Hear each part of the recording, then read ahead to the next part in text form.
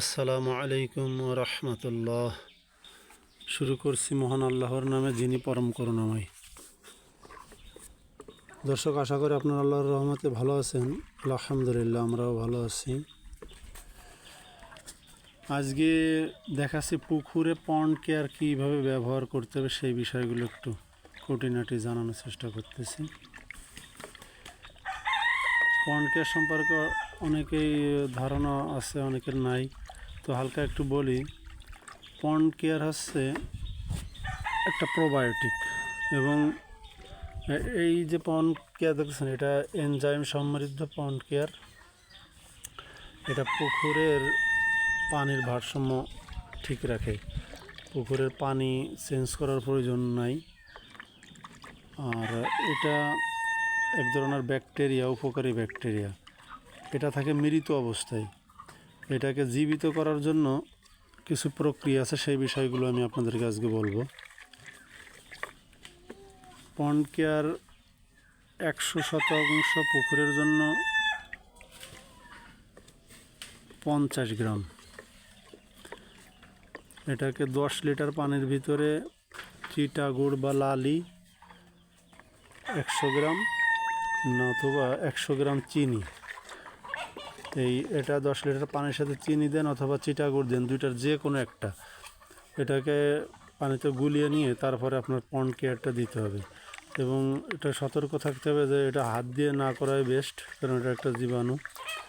এটা একটা কাঠি দিয়ে, এটা এই যে দেখতেছেন বাবুল টাইপ, এগুলোকে ভাঙিয়ে দিতে হবে। ভাঙিয়ে দিয়ে এটা 30 মিনিটের জন্য এগুলো ঢাইকে রাখতে হবে। দেখবেন এটা জীবিত হয়ে যাবে, তখন পুকুরে ছড়াই দিতে হবে। এটা পুকুরে ছড়াই দিলে পুকুরের মাছের খাবার বাড়তি যেটা পড়ে থাকে, এবং মাছের যে মল মূত্র আছে, এইগুলা আপনার উপকারী ব্যাকটেরিয়ায় পরিণত হবে। এটা তো খারাপ ব্যাকটেরিয়া, এগুলো খারাপ পানি নষ্ট করে দেয়।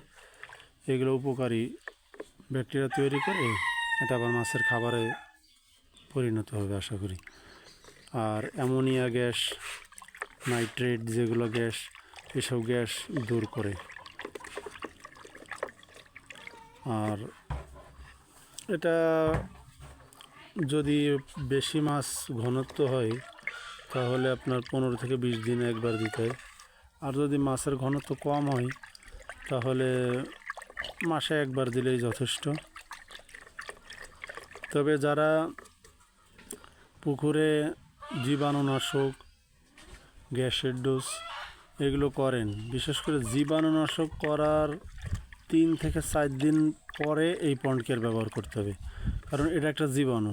আপনি যেহেতু 3 দিন আগে একটা জীবাণুনাশক দিচ্ছেন, এই জীবাণুনাশক এই জীবাণুকে মেরে ফেলাবে।